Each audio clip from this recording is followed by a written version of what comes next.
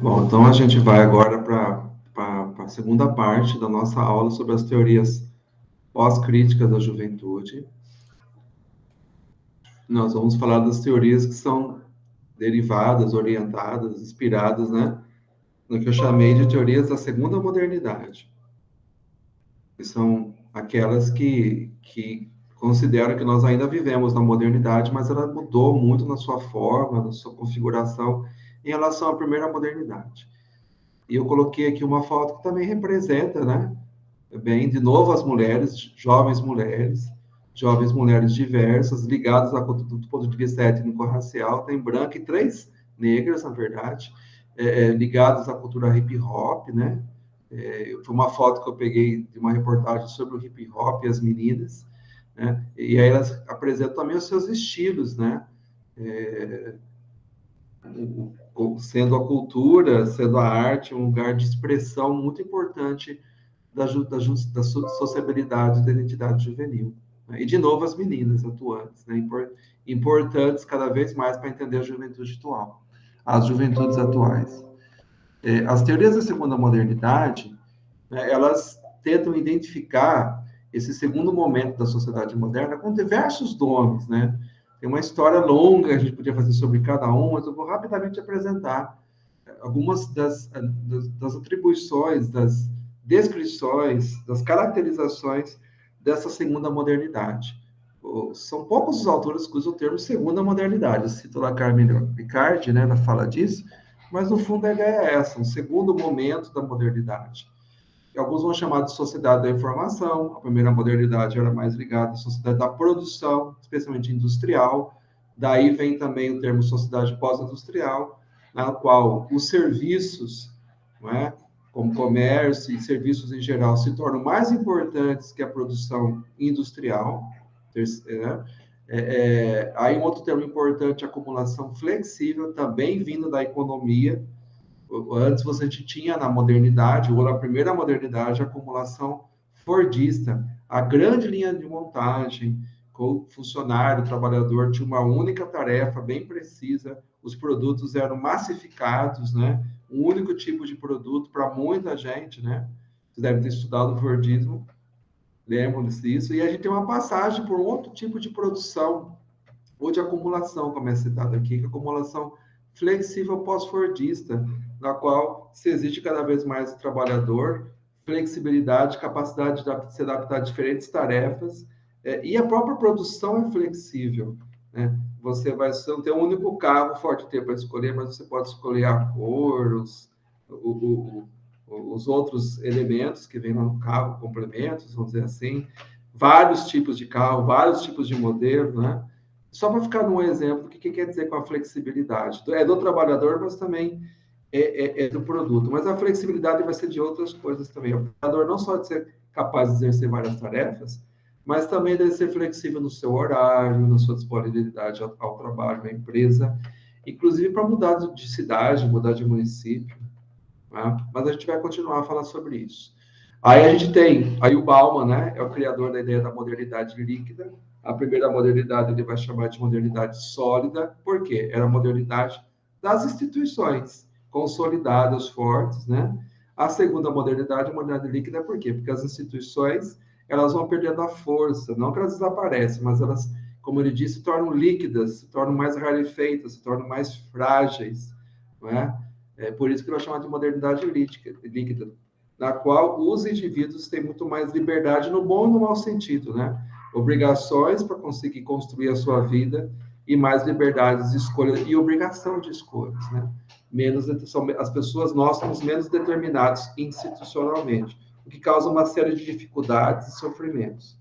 A modernidade também é reflexiva. A primeira modernidade, para o Giddens, ela era tradicional, ou seja, os valores básicos sociais e culturais, eles ainda eram elementos preservados da tradição pré-moderna.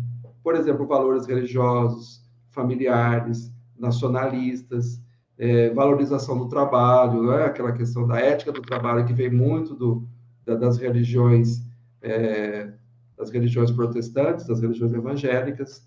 E o que acontece no mundo contemporâneo, né? com o avanço tecnológico, com o avanço da ciência, do conhecimento, essas tradições são dispersas, elas são desafiadas e elas são, inclusive, dissipadas, né? Cabe a nós, os indivíduos, usando cada vez mais a reflexividade, ou seja, a razão, o conhecimento, a ciência, a técnica, o acesso ao saber, né? Reconstruir a nossa vida e construir a nossa vida e dar sentido a ela, vamos dizer, de uma forma muito simplificada para a gente. Só que tem, ao mesmo tempo, essa sociedade reflexiva, a sociedade do risco, risco das guerras nucleares, os acidentes nucleares, os acidentes ambientais graves. Vamos lembrar de aqui no Brasil, Brumadinho, né, por exemplo, recentemente aqui em Minas, e Itaçamarco também, Mariana, para ficar um exemplo, que modificou todo o ambiente, a vida de muitas pessoas, né, não só as que morreram. E vamos pensar na pandemia, né, gente? A gente vive numa sociedade de risco. E o que a gente tem que fazer? Tentar se preservar, se prevenir e antecipar os riscos que nós corremos, riscos ambientais, econômicos, políticos, militares. O ponto em comum dessas teorias, que já se deve ter percebido, é a importância do indivíduo, do sujeito, da pessoa e da sua ação. É o sujeito, o indivíduo, a pessoa, com que suas decisões, suas escolhas e sua ação é o único que pode dar algum sentido nessa segunda modernidade, nessa sociedade aí que está liquefeita, dissipada, rarefeita, como eu digo, implodida, né? A gente vive que para nós, eu e Vinícius Zé Inturo, talvez para vocês seja um ambiente natural é interessante, né? Seja o meio assim, evidente de se viver e até bonito, talvez. Ainda que podemos concordar, arriscado, perigoso, difícil. A palavra-chave dessas teorias da segunda modernidade é flexibilidade, que já apareceu lá na acumulação flexível. Ela está relacionada, por um lado, à precarização das condições de trabalho, à perda dos empregos, da carteira de trabalho, dos direitos trabalhistas, e do próprio trabalho, né, vamos dizer assim, a possibilidade de trabalhar, pelo menos de forma permanente, segura. Isso leva a uma vida de não se fixar num lugar e de que tudo é descartável. As moradias são descartáveis, não são fixas, assim como os empregos, as profissões, os relacionamentos, os valores, os gostos. Tudo é descartável, não é fixo, não é definitivo. É um outro aspecto do líquido para o Bauman. E também, ao mesmo tempo, a flexibilidade denota imprevisibilidade e risco. Já comentei um pouco sobre isso, que cabe a nós maior reflexividade para tentar dar conta desse mundo de riscos, imprevisibilidade, descartabilidade, de precarização. Né? E dois temas resumem essas transformações, dois termos, multiplicidade e precariedade. A flexibilização significa muitas possibilidades de construir a vida, de escolher identidades, escolher roupas, gostos, corte de cabelo, tipos de relacionamentos, profissões, lugar para morar, curso para fazer, e ao mesmo tempo maior precariedade. Né? As escolhas ao mesmo tempo são necessárias, são muitas escolhas possíveis, mas elas são difíceis e são muito arriscadas, daí a precariedade. O que isso implica na sociologia da juventude, na juventude? Primeiro, o que a gente vai chamar de transições não lineares. Não tem um único caminho entre a juventude e a idade adulta, como parecia ter num certo momento, na primeira modernidade. O que nós temos é transições que não são claras, não são lineares, não são simples, não são fáceis, e podem ser até reversíveis. Essa passagem para a idade adulta não é definitiva e pode acontecer num aspecto, não em outro. O José de Machado Paz, ao falar dessa transição que nunca é definitiva, além de não ser não linear, deve usar o termo transição de tipo ioiô. O ioiô é aquele brinquedo, né? Vai, vem. Então, você vai para a idade adulta, você volta para a idade juvenil. Vai para a idade adulta, volta para a idade juvenil. Tem uma foto aí do José Machado Paz, né? Eu acho que o exemplo da não linearidade mais forte é aquele que nós conversamos um pouco já em uma das aulas, né? Havia uma ideia, um ideal da passagem para a idade adulta, e, portanto, linear, que era que a juventude acabava e começava a idade adulta com acontecimentos quase simultâneos. O final do estudo, o ingresso num trabalho, numa profissão, o casamento, os filhos que logo vêm e a formação de um lar. Isso marcava, e ainda marca no nosso imaginário, o ser adulto, a passagem para a idade adulta. O que acontece na segunda modernidade, no mundo atual? Essa passagem ela é difícil e não acontece em todos os atributos de uma vez. A pessoa pode ter, ter filhos e não casar, casar, mas não ter o próprio lar, casar, mas não conseguir um emprego estável, ter que voltar a estudar para se manter empregável. Então, não terminar de estudar, não conseguir um emprego, trabalhar de bico, vamos chamar assim, um empregos precários. Lembra daquele cartaz que a gente falou na aula da introdução ao livro? Que a moça coloca no cartaz, com licenciatura, com mestrado, com namorado, sem emprego, sem casamento, sem futuro.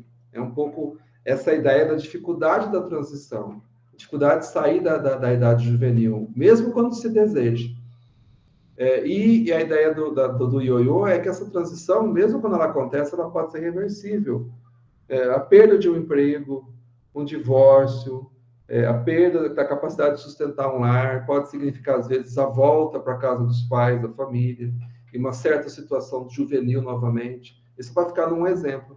O que ele quer dizer com a transição de tipo ioiô. Continuando a falar das transições não lineares, esqueci de falar da Helena Wendel Abramo, né? Que é uma pesquisadora brasileira que desenvolveu, em 2003, 2004, ela foi a coordenadora de uma grande pesquisa no Brasil, chamada da Pesquisa Juventude Brasileira, que é um pouco o nome desse livro, né? Onde eles apresentam os principais resultados da pesquisa, retratos da juventude brasileira, análise de uma pesquisa social. Ela organizou junto com o Pedro Martins Branco, né? Junto com o Instituto Perseu Abramo, Instituto Cidadania, que, como vocês sabem, eram e são ligados ao Partido dos Trabalhadores, que era então o governo Lula, e muitos dos resultados dessa pesquisa foram importantes para influenciar as políticas públicas dos governos Lula e Dilma. Então, aí tem já uma aproximação forte e importante das ciências sociais, sociologia da juventude, na verdade, com as políticas públicas, com políticas de governo, né, que tentaram dar respostas a essas dificuldades que a gente está percebendo que é viver a condição juvenil na contemporaneidade. No caso, no nosso país, no Brasil. A Helena Wendel Abramo, ela vai dizer que tem duas características que marcam muito a condição juvenil no mundo atual, que não são só do Brasil, mas em várias partes do mundo. A gente vai encontrar diversas conclusões semelhantes sobre as mudanças na condição juvenil, não só no Brasil, mas em outros países da América Latina, nos Estados Unidos e na Europa. Eu citei aqui o José Machado Paz, que ele é português. A Helena Wendel Abramo é brasileira. A gente vai citar aqui um italiano depois, adiante, né? Bom, e ela vai dizer que são duas grandes transformações, né, que vão se acumulando historicamente. Primeiro, a juventude se estende no tempo e no espaço. Mais classes vão tendo certo acesso à condição juvenil, a aspectos da moratória social. Por exemplo, a expansão do ensino médio permite que muitos jovens das classes populares possam se dedicar por mais tempo aos estudos e, às vezes, com a melhoria das condições de vida, a gente vai ver, com as políticas públicas, não precisando necessariamente trabalhar enquanto estuda. E, ao mesmo tempo, a transição para a idade adulta fica muito complexa, difícil. Eu já expliquei isso antes, né? Os marcos para a passagem para a vida adulta, eles são atingidos com muita pena, com muita dificuldade, nem sempre ao mesmo tempo, né? Como emprego, fim dos estudos, casamento, filhos, lar, e nem sempre de forma definitiva. Ela vai trazer alguns dados legais para a gente pensar sobre a condição juvenil no Brasil atual, um deles sobre a sexualidade. Uma das marcas da juventude, da moratória social da juventude, que a gente viu, era o adiamento da sexualidade ativa, mesmo que a jovem tivesse a capacidade da sexualidade genital ativa. Isso era adiado. Hoje a gente sabe que a juventude tem uma sexualidade ativa, né? Não dá para a gente pensar a juventude como um grupo etário que adia a sexualidade. Ao contrário, a juventude é considerada como um momento de experimentar, inclusive, a sexualidade. conhecer a orientação sexual, e uma sexualidade dissociada da reprodução, logicamente graças ao avanço dos métodos contraceptivos e a ideia também, novas ideias sobre que o prazer sexual era um valor importante, não era necessariamente pecado, né? Algo importante sobre o trabalho, né? No Brasil, durante muito tempo, ser jovem e trabalhar não era contradição. Os jovens do Brasil, tradicionalmente, pensavam ou trabalhavam, inclusive jovens de classe média, não é? Era uma marca da juventude, que eu avalio que se reduziu bastante essa associação. Nos anos 2010 e também no final dos primeiros governos, e do segundo governo Lula, o avanço do ensino médio e as políticas sociais permitiram que cada vez mais pessoas, famílias das classes populares, primeiro, pudessem deixar os seus filhos no ensino médio e, segundo, pudessem liberá-los do trabalho, seja por todo o ensino médio, seja por algum tempo. Houve uma redução imensa do ensino médio noturno no Brasil, por exemplo. É um sinal de que isso mudou um pouco no tempo que eles fizeram essa pesquisa. Mas está voltando a ser. Com a crise, com a pandemia, com o abandono das políticas públicas, está voltando a ser cada vez mais uma necessidade o trabalho para os jovens e camadas populares, vamos dizer assim. E, finalmente, a família. Há uma tendência em todos os grupos sociais, especialmente nos populares e classe média, né? Mas também nas elites, um prolongamento da dependência do jovem em relação aos pais, né? Especialmente pelas dificuldades financeiras, para formar um lar próprio. Não é barato, é custoso, não é fácil. Mas também, às vezes, pode ser uma escolha.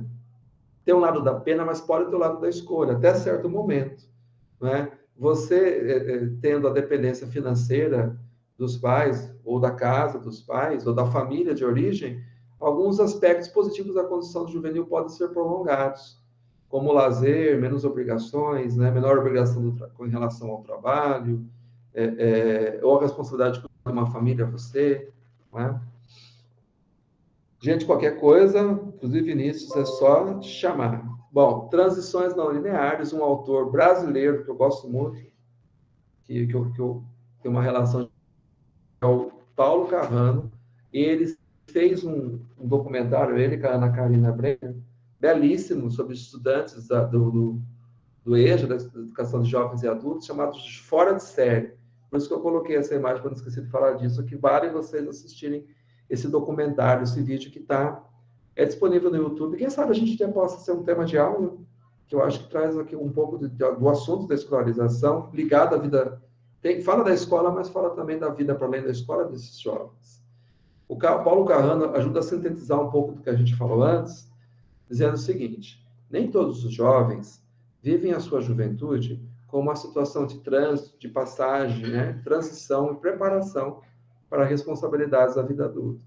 E, principalmente para as classes populares, certos marcos da vida adulta podem chegar enquanto vivenciam certas experiências juvenis, como a entrada no mundo do trabalho, maternidade e paternidade. 2 exemplos, né? Há muitos relatos e pesquisas sobre jovens brasileiros, e especialmente de classes populares, mas também de classe média, que qual é o motivo de você trabalhar? O trabalho permite que ele viva a juventude, porque ele vai ter algum recurso para consumir aqueles signos da juventude. A roupa na moda, fazer o passeio, o lazer, fazer a balada, o rolê, tem que ter um recurso, né? Mesmo para comprar o litrão, né? O litrão aí, que o pessoal fala litrão lá, né?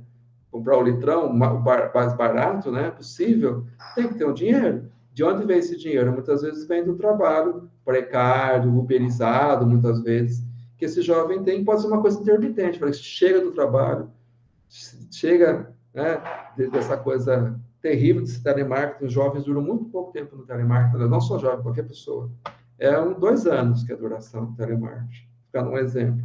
Tamanho é a opressão. Mas, pelo menos, ele sofre, se ferra no telemarketing, mas tem o dinheiro para sair no final de semana, comprar a roupa que ele quer, vamos dizer assim, né? Às vezes até comprar uma moto, um veículo, e viver assim a juventude. O trabalho, ele não se opõe à juventude, ele garante certa possibilidade da juventude.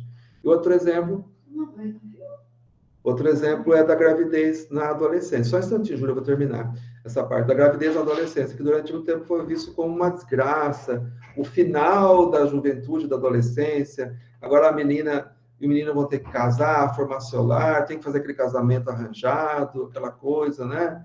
A criança, no meu tempo, criança, todo mundo, um monte de gente nascia, a criança nascia com 7 meses, um monte nascia com 7 meses. Não era, né? Tinha que falar que era 7 meses para esconder a gravidez, a indesejada. Hoje não, cada vez mais as meninas que engravidam, não significa que elas vão deixar de ser jovens. Que ela não vai criar sozinha da criança, vai ter a avó da criança, o grupo familiar, ela vai poder continuar indo na balada, namorando, não necessariamente o pai da criança, né? Vai continuar, poder continuar estudando, né? Isso não significa o fim da juventude. Júlia? Então, eu queria falar sobre o trabalho, né? Eu passei uma temporada nos Estados Unidos e era muito comum. Era comum entre os jovens trabalhar. Todo mundo trabalhava. Quem não trabalhava era um estranho. Como assim você não trabalha? Você não tem o seu dinheiro? Tipo, lá é estranho quando você não trabalha. E assim, de qualquer idade mesmo. E aí, só que lá eu percebi que lá a carga horária de trabalho, né, apesar de daqui a gente ter muitos direitos, né, e é realmente muito necessário, mas eu acho que isso atrapalha um pouco aqui no Brasil o jovem conseguir um trabalho que não atrapalhe ele na escola, né? Porque lá é muito comum, eles trabalham 2, 3 horas um dia, depois trabalha mais, tem dia que trabalha menos, né? E aqui não, né? A gente tem essa coisa fechada, ou você faz meio período, ou você faz um período inteiro. E era só isso mesmo, que foi eu fiquei lá 6 meses e foi um choque para mim. Que aqui, né, aqui você imagina, que você trabalhar é sinal que você não é bem de vida, seus pais não te bancam, né? É completamente o contrário de lá. E quando eu fui para lá foi assim muito, no começo para mim foi um choque, mas depois eu vi o quanto isso é mais, não sei, mas como trabalha mais o jovem, né? Evolui, né? Você tem o seu dinheiro, você tem a sua economia, então você tem que se organizar, né? E aqui, não, né? Aqui, muitos dos jovens têm essa coisa. Por exemplo, eu fui aprender a me organizar financeiramente quando eu fui para lá. Aí, aqui agora, eu não trabalho, né? Eu fico em favor da faculdade o dia inteiro, mas o meu pai me dá um valor por mês, e esse valor tem o aluguel e as minhas despesas, então eu me organizo com esse valor. Eu evito ao máximo possível sair desse valor que eu tenho. E foi uma coisa que eu aprendi lá, né? A trabalhar pelo que eu precisava e me organizar com o que eu tinha. E esse negócio também de gravidez, eu tenho 23 anos e até hoje eu tenho medo de engravidar na adolescência. Mas é uma coisa muito engraçada, porque na escola que eu tô dando aula, as meninas que têm 12, 13 anos, a mãe tem 25 anos. Que aí eu fico, ué, que legal, né? Que loucura. A sua mãe podia ser minha colega. E amigas minhas também, amigas minhas de ensino médio, que casaram muito cedo. Eu acho que um pouquinho antes da pandemia, eu fui em uns 4 casamentos e durante a pandemia rolou mais uns tantos casamentos. E chá revelação e um monte de coisa que eu fiquei assim, sabe? Tipo assim, eu sou a última do grupo, eu acho que não se casou, que não, e nem pretende, sabe? Não tá noiva e nem nada. E foi um choque, assim, pra mim, esse negócio de, nossa, mas você tá casando? Mas você não vai, você não, sei lá, você não quer, sei lá, viajar sozinha, fazer nada, você vai casar com 18, 19 anos mesmo? Tipo, não julgando, né? Imagina, nunca. São escolhas, cada um faz a sua escolha, mas eu sempre fiquei chocada, assim, as minhas amigas todas, assim, eu vou viajar, eu vou ser advogada, não sei o quê, eu vou ser médica, acabaram casando e deixando isso, né? Viraram donas de casa, têm as suas filhas, Mas aí a gente conversando, os assuntos não batem, né? Porque eu já pergunto, quando você vai vir para cá fazer faculdade comigo, não sei o quê. Ela fala, não dá, eu tô cuidando do fulano, tô pensando em ter mais um filho. Isso são coisas assim que às vezes me chocam bastante. Júlia, muito obrigado pelo seu relato. Tem muita coisa que a gente pode refletir a partir daí, comparando com o que a gente está apresentando. Primeiro, sem querer te criticar, quando você diz aqui, você está pensando nos jovens dos grupos sociais que você convive, que provavelmente, se não estou enganado, é mais da classe média, que provavelmente foi com quem você teve convivência nos Estados Unidos, tá certo? Sem Tá julgamento. certo. Isso é verdade. Sem julgamento de valor, porque para muitos jovens de classes populares e classe média baixa, essa relação com o trabalho não é tão negativa como você faz a leitura aqui dos jovens, né? Pode ser ter um pouco de necessidade, mas não necessariamente trabalhar, como você falou muito bem, trabalhar bastante, né? Numa idade nova, né? Vamos dizer assim, 14, 15 ou acima dos 16, que é permitido, pode dificultar uma melhor formação e aí uma inclusão pior no trabalho no futuro quando adulto. É uma contradição, não necessariamente o engajamento mais cedo no trabalho, no Brasil, nas condições que você falou muito bem, Júlia, significa uma melhor entrada no mundo do trabalho no futuro. Pode ser o pior, né? Ele vai continuar com trabalhos precários, porque esse trabalho muito cedo, né? Muito precoce, dificulta uma formação melhor profissional dele. Isso é uma discussão que tem bastante. E aí o afastamento do trabalho para a classe média, é uma característica do Brasil, pode permitir que elas tenham uma formação melhor e um engajamento melhor no mundo do trabalho. Fazer estágios melhores depois na faculdade, né, Júlia? Nos Estados Unidos, pelo que você falou, e vendo algumas coisas que eu conheço não tão profundamente, e aí a classe média, eles acreditam que uma entrada no mundo do trabalho aos poucos, assim, com pouco tempo de trabalho, um bico, né? Também faz parte da formação do jovem. Não necessariamente está impedindo que ele siga a juventude, né, Júlia? Isso, é exatamente isso. E Eles aí, têm como isso, né? os meus colegas, eles falam assim, arrumei trabalho em tal Imagina. lugar. Aí ele falava, legal, trabalha lá e depois você vai para lá que você consegue um emprego melhor lá. Então, é bem isso que você falou mesmo, é um preparo para a vida de trabalho deles. E é um choque, né? Porque a minha realidade aqui nunca foi assim, né? Se eu falasse assim, eu tô pensando em trabalhar, as minhas colegas olhavam para mim e falavam, mas você vai largar o estudo? Você vai parar de estudar? O seu pai tá precisando de dinheiro? Sempre foi assim para mim, né? E quando eu fui para lá, foi outra realidade. E aí, quando eu vim para cá, em Alfenas, eu vi que realmente eu vivia em uma bolha que não era a realidade das pessoas à minha volta, né? Então, quando eu fui para os Estados Unidos, eu fiquei 6 meses e eu ainda fiquei 6 meses estudando aqui no Brasil já. E aí eu passei na Unifal. E aí, desse meio tempo, assim, um ano que eu fiquei para entrar, foi assim, eu passei da água da minha realidade de adolescente, de vestibulanda, que achava que todo jovem da minha idade passava, sei lá, 8, 9 horas só estudando o dia inteiro, para uma realidade de que não é assim, né? Que hoje as pessoas aqui na faculdade, eu faço faculdade no noturno e tem gente que trabalha desde as 7 da manhã, sai às 6 da tarde, toma um banho, toma um café e vai para a faculdade. E na minha cabeça, né, eu sabia que existia, mas eu achava que era uma coisa longe. Não achava que era tão comum.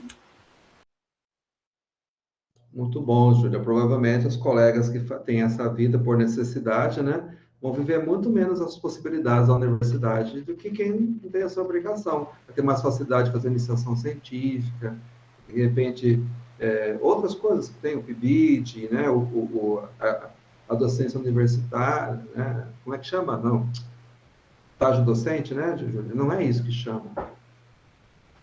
Oh, meu Deus. Mas, enfim, tem residência pedagógica, no caso da licenciatura, vão ter essas possibilidades mais fáceis do que aqueles que trabalham o dia todo e vêm correndo para a universidade e voltam correndo para casa, né, Júlia? Às vezes vão ter que, quando são as meninas, em alguns casos, cuidar da casa, né? Preparar a comida para o dia seguinte. Tem casos assim, na pedagogia é muito comum.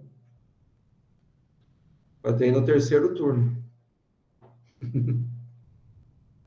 Júlia, quer comentar mais alguma coisa? Não sei se você... Mas são essas amigas que me julgavam, tô pensando em fazer um trabalho, mas você não vai estudar, você não vai passar na faculdade, que hoje em dia estão casadas e não fazem faculdade. São essas minhas amigas que estão casadas, com filhos, vivem muito bem, mas elas são mães, são donas de casa.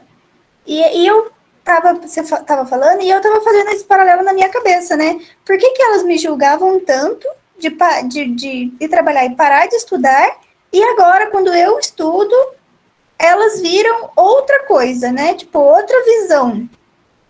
E agora a gente mal conversa hoje em dia, né? Porque os assuntos não batem mais tanto. Mas assim, eu tô falando, ela pergunta, como você tá? Eu falo, eu tô corrida, tô fazendo estágio, escrevendo TCC, não sei o quê. E aí elas falam, eu pergunto, e como é que tá aí? Aí ela fala, o Joãozinho tá com muita dor de barriga e não sei o quê.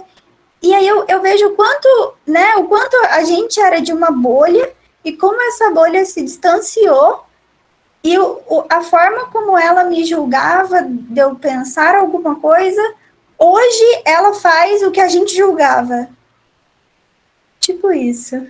Boa, Júlia. Vocês têm a mesma idade, mesma classe social, grupo social, talvez mesma cidade, né? E as diferentes experiências sociais levaram vocês a hoje estar em categorias etárias diferentes, mesmo com a mesma idade. Você é jovem, que você é estudante, você está se construindo sua profissão, e o casamento, a formação do lar e assumir a posição de mães, pelo que eu entendi, elas se tornaram adultas, vamos dizer assim. Isso pode reverter. Pode ser que elas divorciem, agora eu vou fazer que nem a Júlia, vou lá fazer faculdade. Tem caso sim. E ela deixa de ser um pouco adulta. Então, o seu exemplo é legal de mostrar que o fato da Júlia e as amigas terem a mesma idade de 5 anos não significa necessariamente elas vivem na mesma categoria etária. Até o termo etário acaba contraditório, porque a idade não determina por si só o ciclo da vida que a gente pertence, ou a condição juvenil que a Júlia tem. E a condição juvenil é múltipla, né, Júlia? Te marca por ser estudante, por ser solteira, por ainda, não sei se você vai voltar, acredito sim, nas baladas, o lazer juvenil, os namoros, as experimentações, e elas não vivem mais essa fase, ou não vivem ainda, pode ser que elas retornem, né? Então, não é só a idade que determina a condição juvenil, mas a qualidade das experiências. E não todas são negativas, não é? Porque você está permitindo te construir experiências, manter o estudo, de repente, pensar melhor se vai casar, com quem vai casar, como, né? Coisas que elas, por outras escolhas, ultrapassaram essa fase, mas não é uma coisa definitiva. Lembra do ioiô, né? Obrigado, Júlia, pelo seu relato. Você quer falar mais alguma coisa? Não, era só isso.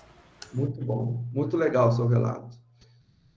Vamos passar agora para uma outra marca dessa sociologia da juventude, que é muito brasileira, né? São mais 2 autores brasileiros, Angelina Peralva e Juarez da Hel, outro amigo querido, tá aqui mineiro, ele está aposentado da FMG, mas eu vou falar, para não alongar demais, o Juarez da Hel, eu vou focar mais nele nesse momento, da socialização ativa, ele vai falar que muda muito a socialização nessa segunda modernidade. Ainda existe a socialização, né? Nós não construímos sozinhos as nossas passagens, mesmo que precárias para a idade adulta. Os adultos, os idosos participam, professores, instituições, pais, tios, avós, etc., participam. Mas também tem um papel nosso, uma parte nossa. Muitas escolhas são nossas e cada vez são mais importantes. As várias pessoas, instituições, valores que influenciam no nosso processo de socialização, quem vai dar sentido, coerência, coesão a eles somos nós. São as nossas escolhas, as nossas costuras, vamos dizer assim. Né? O Juarez da Hel, a socialização, não é apenas um recurso do sistema, da sociedade, para se reproduzir. A gente viu que essa sociedade está em frangalhos.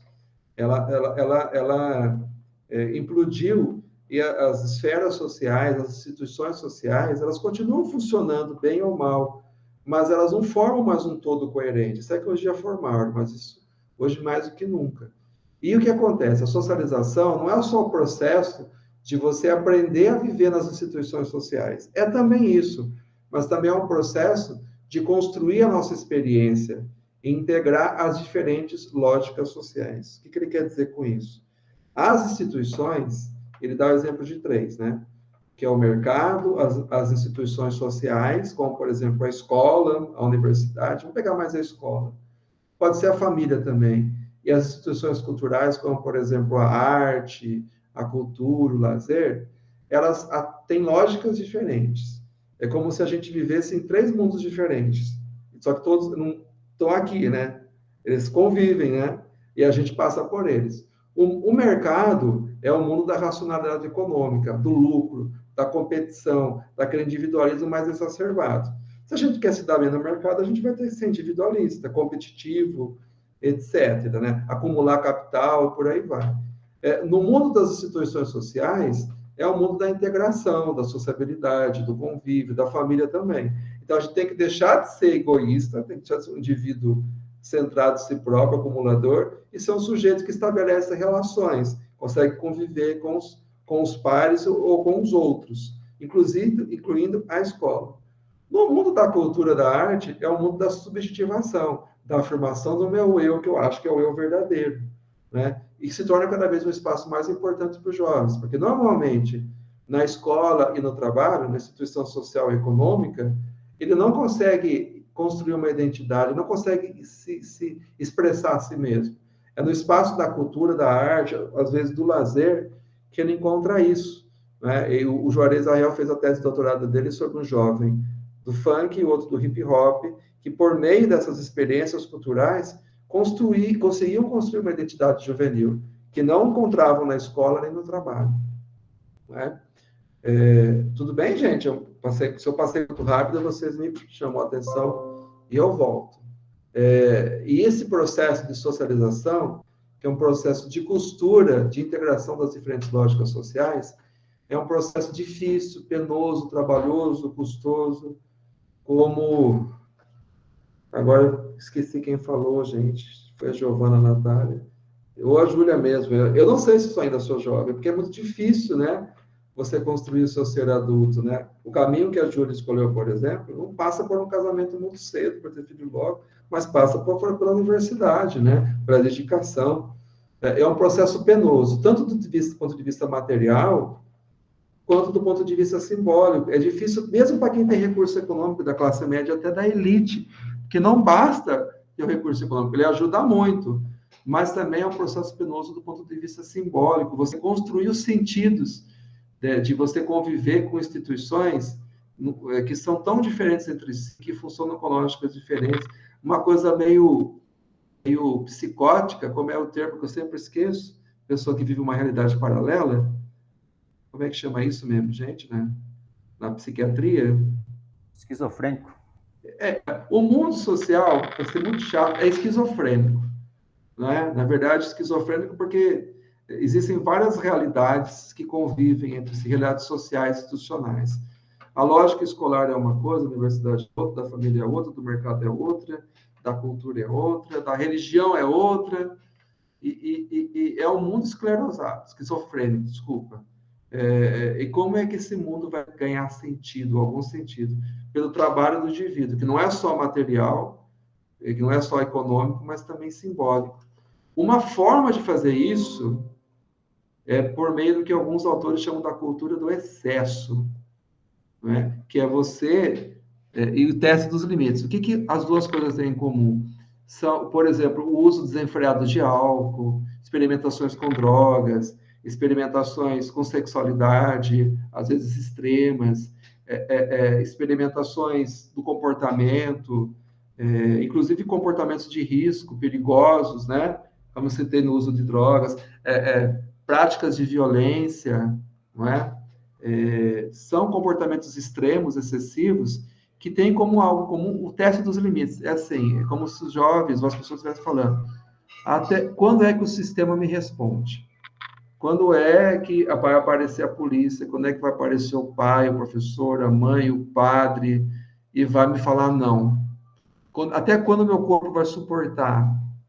Uma forma dos jovens, as pessoas, conhecerem o mundo é testando os limites. Até onde a corda vai esticar. Quando ela quebra, eu não morrer, pô, agora eu sei até onde vai. Até no meu corpo suporta o álcool, suporta a droga, qual é o efeito disso, qual é o impacto da tua prática violenta, qual é o impacto de desafiar o professor, até onde eu posso desafiar a família, o padre, a religião, o sistema, etc. Então, existe nisso que foi por muito tempo visto como desvio, só como patologia, como doença, como anomia, existe uma tentativa de conhecer o sistema para se adaptar a ele, talvez. Para dar lógica a ele.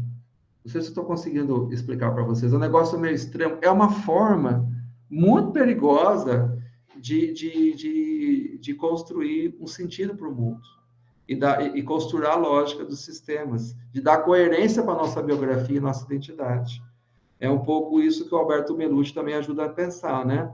Esse esforço de socialização, de costurar as diferentes lógicas sociais que são aí tão diferentes entre si, díspares, contraditórias, algo penoso, difícil, e nós jovens, vocês jovens, ao fazer esse esforço, os jovens pertencem a várias redes e grupos, porque estão experimentando, buscando, testando, conhecendo, redes e grupos na qual as pessoas não botam tanta fé assim excessiva, né? Não investem muito pouco tempo em cada rede, em cada grupo. Entra e sai com muita frequência deles.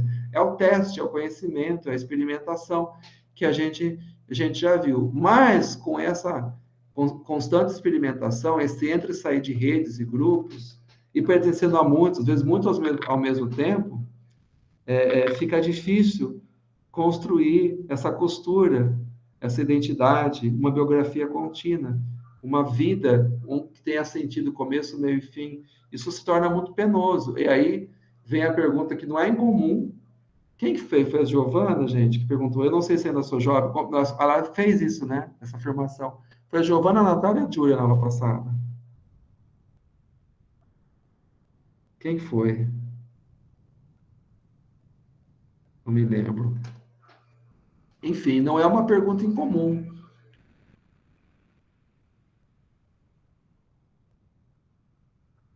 Tá. Aí a Natália fez um comentário aqui. Não sei se você falou, talvez eu tenha percebido, mas eu acho interessante também a parte do texto que fala sobre não importa a idade da pessoa, mas se ela tem um estilo de vida de jovem, então essa pessoa é considerada jovem. Entendi certo? Para o mundo do consumo, para certos grupos sociais, certos contextos, né? Sim, ela pode vir a ser considerada jovem. E a pessoa que tem lá os 25 anos da Júlia, por exemplo, se ela de repente não usar roupa relacionada à juventude, não ter o comportamento jovem, não ter os cosméticos que mostram que ela é uma menina, mulher, jovem, pode ser que ela não seja vista como jovem, mesmo tendo a idade que se supunha que era jovem. A gente falou isso na teoria da juvenilização, na primeira parte da aula. Bom, e aí, indo para o final, se bem agora a Júlia saiu, eu ia tentar alguns caminhos, ou caiu, né? Ou respostas para aquele desafio que a Júlia fez a gente, né? Da gente estar em sala de aula, ver aqueles conflitos, aquele desafio, aquele não compreensão mútua. Bom, o que talvez seja possível fazer para esses sociólogos que eu citei, o Belucci, o Darrell, Carrano, a Marília Espósito, que formou o Carrano e o Darrell. Primeira resposta é considerar a juventude como tendo um valor em si mesmo. A gente tem muito costume de falar, quando você for adulto, faça isso, que quando você é jovem hoje, mas quando você for adulto, se você tiver feito tal comportamento, você vai ser feliz, né? Tá, mas e o momento agora? A criança, especialmente o jovem, espera que o mundo do tempo presente, a vida presente, tenha significado, tenha valor. E tem, e deve ter. Isso significa que aquilo que os jovens pensam aqui agora tem que ser valorizado, porque pode ser uma forma, porque pode não, é uma forma única, própria, particular, de entender o mundo e as coisas, que talvez muitos de nós adultos não conseguimos enxergar por esse ponto de vista e, portanto, conhecemos mesmo da nossa própria realidade. Ouvir os jovens e as crianças é uma forma de conhecimento, não é só assim de fingir que está sendo simpático e daí, ó, te ouço a verdade, mas tudo isso é bobagem, a verdade é que eu vou falar aqui. De nada adianta ouvir, a gente não realmente valoriza o que os jovens estão dizendo e pensando sobre o mundo. Pode ter muitas pistas e revelações importantes. Depois, uma outra resposta foram as políticas públicas de juventude. Posso valorizar os jovens, posso considerar a juventude como tendo valor de si própria, posso considerar os jovens como atores sociais, mas eu preciso dar condições para que eles façam isso e façam isso bem, né? Com menor precariedade, porque eles consigam viver a condição juvenil com pelo menos precariedade, do ponto de vista econômico, do ponto de vista simbólico, educacional, das relações, dos riscos. Isso, uma resposta que foi dada, foram as políticas públicas de juventude, que não é uma coisa só dos governos Lula, iniciou no Brasil mais fortemente nos governos Fernando Henrique Cardoso, já nos anos 1990. Né? Houve uma continuidade. A descontinuidade foi agora, né? Não foi uma invenção dos governos do PT. E que conseguiram possibilitar muitas pessoas, bem ou mal, de muitos grupos sociais antes alijados da condição juvenil, viver pelo menos em parte a condição juvenil. O grande exemplo que eu dei foi a expansão do ensino médio. Outra coisa é, por meio da educação, da escolarização e das próprias políticas públicas de juventude, contribuir para que os jovens façam a gestão do presente, que os jovens consigam desenvolver habilidades, tenham acesso a informações, tenham acesso a recursos que os permitam fazer três coisas. O que é a gestão do presente?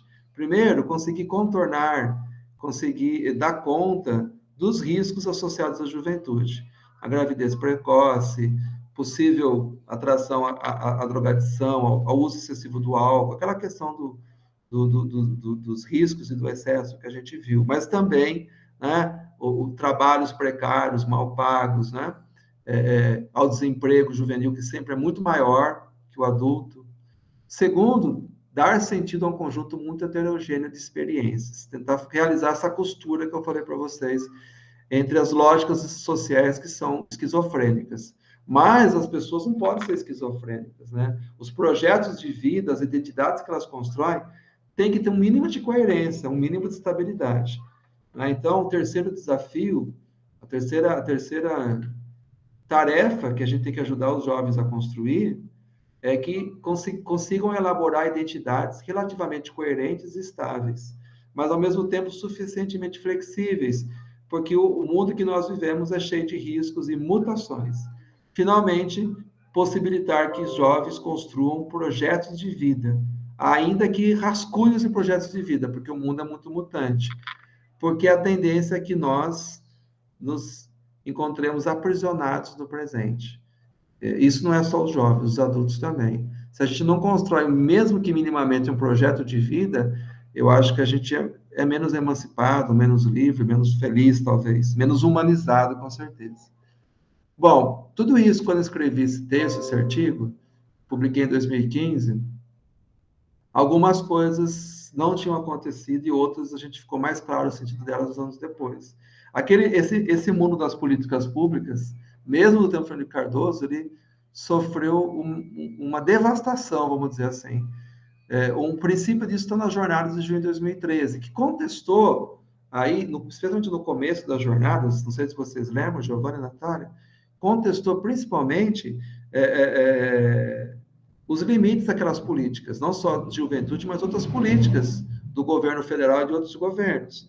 Depois, dentro das próprias jornadas, houve a ascensão de uma outra tendência, que não era progressista, mais crítica ao PT, mas era conservadora, reacionária ou de extrema-direita, que foi um discurso patriota, que é um discurso anticorrupção, nacionalista, extremista, que levou, né, junto com a crise econômica permanente, ao impeachment da Dilma Rousseff em 2016, que eu avalio como um golpe, né, um golpe parlamentar, judiciário, midiático, e levou a uma guinada liberal conservadora na condição do Estado, que vem significando o abandono das políticas públicas de juventude e o enfraquecimento de outras políticas sociais, também a precarização ainda mais agora da legislação trabalhista, levando as pessoas a terem como cenário de trabalho isso que a gente está vendo aqui, né? A uberização do trabalho. Você faz um trabalho, você não é funcionário da empresa, você não é dono do produto que você entrega, o cara, a pessoa que faz a encomenda não é teu cliente, e nem a bicicleta, às vezes, que você tem é sua, você está alugando ela também, por um aplicativo semelhante ao Uber. Essa foto na Avenida Paulista, em São Paulo, de uma paralisação, um protesto dos entregadores por aplicativos. A eleição do atual presidente, que sacramenta essa ascensão da extrema-direita, do discurso patriota, que é anti-políticas sociais, e ainda para tornar a coisa muito mais difícil para a juventude, né? Para que ela consiga fazer a gestão do presente e até mesmo rabiscar projetos de vida, a pandemia. Bom, eu vou passar a palavra ao Vinícius para ele comentar aquilo que ele achar importante e relevante. Vamos aproveitar o gancho aí do finalzinho, grupo. Estava lembrando aqui de 2 documentários, né, que falam sobre essa questão da uberização. 2, inclusive, com contribuições. Um brasileiro por 100% e outro com contribuição de brasileiros, né? Eu posso postar o nome deles aqui, se as garotas não conhecem. Acha hoje facinho no YouTube, não é difícil, não. Um documentário de 50 minutos cada um, né? Esse o primeiro é o Gigi, que é a uberização do trabalho, inclusive ganhou prêmios internacionais, né? Tudo isso em julho de 2019 que foi publicado. Ele tem um totalmente brasileiro agora, mais caseiro um pouco, o outro é mais profissional, né? Que é esse Vidas Entregues, né? De 2019 também. E nesse caso, apesar de não focar propriamente dito nos jovens, mas eles tratam essa questão, né? Apesar de 2019, hoje, o tempo não muda tão rápido, né? Já está ultrapassado por conta da pandemia, que mudou substancialmente todas essas relações, né? Mas já é uma contribuição para tentar entender como é que seria esse universo jovem, porque assim, se no passado, talvez, não para o grupo, mas talvez para o meu passado, o primeiro emprego era call center, né? Vendedor ou call center? De uma forma geral era isso. Ou se era call center ou era vendedor. Que é geralmente o que pega a pessoa sem experiência, né? E é isso que dá, né? Depois você vai arrumando outras coisas na vida. Mas hoje parece que o primeiro emprego é aplicativo, né? Boa parte está entrando por isso. E aí, pensa no jovem, primeiro emprego do jovem, né? E aí talvez a ideia do ioiô lá do Paz ajuda, do Paz, né? Se não estou enganado aqui, do ioiô, né, Google? Que aí hoje também os adultos voltando para essa construção aí da uberização como uma resposta ao desemprego, né? Um pouco dessa tentativa de sair de uma condição de desemprego, mas que isso precarizou, né? Que isso tornou muito depreciativa a forma de trabalho, que o Ricardo Antunes chama de subproletarização, né? Ou seja, ficou pior do que o proletariado do século XIX, do século XX, lá da Revolução Industrial. Aí, talvez, fazendo um gancho com o comentário da Júlia lá atrás sobre o trabalho nos Estados Unidos e tal, talvez tudo seja intencional, e que eu acho que o Ricardo Antunes vai um pouco nessa ideia, né? Porque se o jovem já entra precarizado no trabalho, ele então nunca vai entender que ele está na condição de precarizado, porque é só isso que ele conhece como trabalho.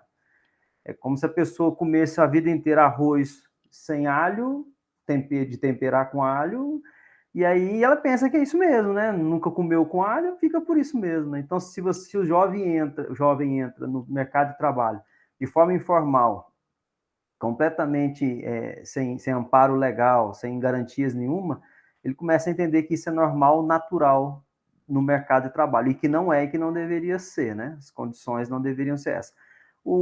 As leis trabalhistas mudaram em 2018, né? A gente sabe disso, as reformas que aconteceram em 2017, mas valem a partir de janeiro de 2018, flexibilizou muito mais ainda hoje o próprio contrato de trabalho, como um exemplo claro disso, o trabalho intermitente, né? Que é aquele que você recebe só por horas trabalhadas, e assim que foi autorizado o McDonald's e Burger King já soltaram em São Paulo, nos classificados, talvez vocês devem recordar, contratando por centavos a hora, né? E não se iludam, sempre tem gente e disputando, né? E quase sempre jovens, né? A gente trabalha muito na educação, tutor, ganhando 50 centavos aqui, por exemplo, né? Tutor online, ganhando 50 centavos a hora. E não se iludam, tem gente brigando para pegar a vaga desse pessoal. Geralmente jovens, né? Geralmente jovens por conta dessa condição de é melhor ter alguma coisa do que não ter nada. Só que aí talvez a ideia da uberização, para a gente criticar, né? Que a ideia de até que ponto isso não deveria gerar uma revolta de não aceitar essas condições. Que aí aconteceu, né? Agora no final de 2020, início de 2021, os próprios aplicativos se organizaram e fizeram passeatas, tudo isso, no mundo todo, o Brasil não ficou de fora, e que já tem lugares agora na Europa que está determinado, por exemplo, que os aplicativos têm que ter vínculo trabalhista. E no Brasil já tem alguns casos já de pessoas que ganharam na justiça, inclusive de Goiânia, que eu conheço aqui, de pessoas que já ganharam por conta de assalto, por conta de acidente, a vinculação trabalhista, né? Então, assim, 2019 está um pouco atrasado se a gente pensar nesse documentário, mas ele dá um vislumbre, né, do que seria essa condição dessa juventude no trabalho, né? Qual o conceito de trabalho para os jovens nesse mundo completamente uberizado, né? Um pouco dessas contribuições, acho que vale a pena aí, grupo. Obrigado, Vinícius. A Natália, a Giovana e a Júlia, que saiu, acho que estão na licenciatura, né? E existem projetos muito também assim desenvolvidos, pensados, da uberização na profissão docente.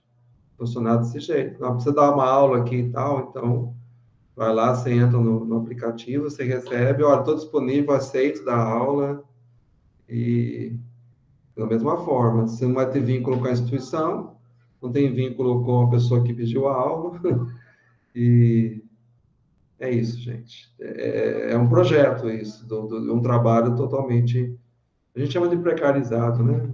É pior, uberizado, né? O modelo da Uber. Obrigado, Vinícius. Natália, Giovana, vocês querem fazer alguma pergunta, comentário? Eu prometo que eu vou organizar o conteúdo das próximas aulas de forma a não ficar tanta coisa concentrada assim, como hoje, foi um pouco longo, acho que cansativo. Mas está aberto, se vocês quiserem perguntar. Obrigado pela paciência. Natália, eu te respondi a tua questão que você colocou aqui no chat. Respondeu sim. Desculpa. Não, tudo bem. Obrigado, Natália. Natália e Giovana, uma coisa que nós conversamos, vocês se consideram jovens? Até que ponto? Por quê? Queria que vocês respondessem essa pergunta. Eu vou até parar de gravar. Isso. Eu queria ouvir você. Se quiser falar também. Giovana, Natália, consideram jovem? Por quê? Até que... Se vocês não quiserem responder, não precisa. Se quiserem pensar. É uma questão tão fácil de responder. Hoje em dia isso ficou difícil, né? Pois Vou ver a lição da aula. Fala, Giovana. Foi aquilo que eu falei aquela vez que o Vinícius comentou também, na aula passada. Eu acho difícil de tipo, colocar em palavras o que é ser jovem e o que é ser adulto. Mas é meio que a gente consegue, pela gente mesmo, meio que definir, mas não consegue explicar, entende? Tipo assim, a gente consegue sentir, mas não, acho que é difícil colocar em palavras tentando explicar. Então, assim, eu tenho certeza que eu não sou adulta, no momento, que eu sou jovem, e eu tenho certeza também que eu não sou mais adolescente. Então, eu tô nessa parte jovem mesmo. E eu acho que uma coisa que define, principalmente a idade, eu acho que é um fator muito importante. Tipo, eu tenho 19 anos, então eu acho que eu não posso me considerar adulta, mesmo tendo meus direitos como adulta, na Constituição e tudo, mas eu acho que eu não me considero adulta por causa disso. Mas também eu não me considero mais uma adolescente, né? Porque já estou na faculdade, já tenho minha personalidade bem formada, eu tenho minhas próprias ideias, minhas próprias opiniões.